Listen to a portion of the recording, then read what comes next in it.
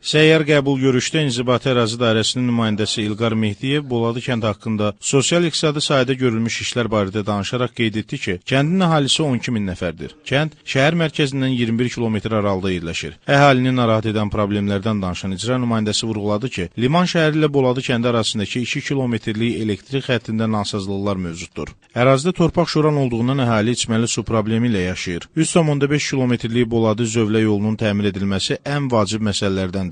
Daha sonra ayrı-ayrı kənd sakinləri icra başçısı qarşısında çıxış edərək bir sıra təkliflər irəli sürdülər. Sakinlər Boladı kəndinin əhalisinin Ulu Öndər Heydər Əliyevin ideyalarına sadiqliyindən söz açıb, möhtərəm prezidentimiz İlham Əliyevin daxili və xarici siyasətini ürəkdən dəstəklədiklərini söylədilər. Qeyd olundu ki, ərazidə su bəndinin və elektrik dirəklərinin təmirinə ehtiyac var. Sakinlər icra başçısı Talih Qaraşovun rəhbərliyi altında Lənkəranda aparılan yenidən qurma işlərindən danışıb, dövlətimizin başçısı İlham Əliyevin rayonumuza tarixi səfərinin bütün Lənkəranlılarda oyatdığı xoş təəssüratdan söz açdılar. Sakinlər kənddə yolların asfaltlaşdırılması və yeni bankomatın ehtiyac olduğu təklifini irəli sürdülər. Daha sonra Lənkəran şəhər icra hakimiyyətinin başçısı Talih Qaraşov cənab İlham Əliyevin Lənkəran şəhərinin, eləcə də rayonumuzun qəsəbə və kəndlərinin sosial-iqtisadi inkişafını daha da sürətləndirmək üçün son aylarda mühüm sərəncamlar imzaladığını, Ulu Öndər Heydər Əliyevin siyasi kursunu uğurla davam etdirən dövlət başçımızın daxili və xarici siyasətinin Lənkəranlılar, o cümlədən Boladı kəndinin əhalisi tərəfindən hamılıqla dəstəkləndiyini qeyd etdi. Talih Qaraşov əlavə etdi ki, yeni məktəblərin, uşaq bağçalarının, səhiyyə və mədəniyyət müəssisələrinin geniş vüsət alan tikintisi, yol infrastrukturunun yenilənməsi, bütün bunlar cənab prezidentin siyasətinin əsasına, yəni insan faktoruna xidmət edir. İcra başçı çıxışının yekununda regionların sosial-iqtisadi inkişafına dair dövlət proqramlarının uğurlu nəticələrindən danışıb, xalqımızın maddi rifah halının yaxşılaşdırılması istiqamətində mühüm addımların atıldığını qeyd etdi. Rayonumuzda yenidən qurma işlərinin daha da sürətləndirilməsi üçün hamını fəal olmağa çağırdı.